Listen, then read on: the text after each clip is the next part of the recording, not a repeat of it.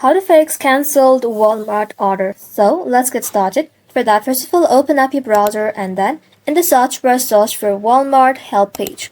Now, open the official Walmart help page and make sure that you sign in into your account you used to place your order. Then search here, you will see common reason why an order may have been cancelled such as purchase limit, an item going out of stock, and pricing and listing order. Review this reason to see if any of them matches your situation.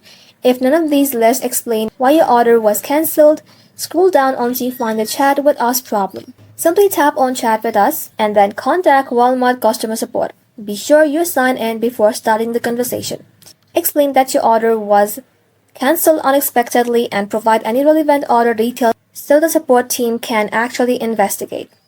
If possible, they may explain the reason for cancellation or help you with the next available step, such as placing a new order if the item is still available. That's it. Thank you all for watching. If this video was helpful, consider subscribing to our channel and liking this video.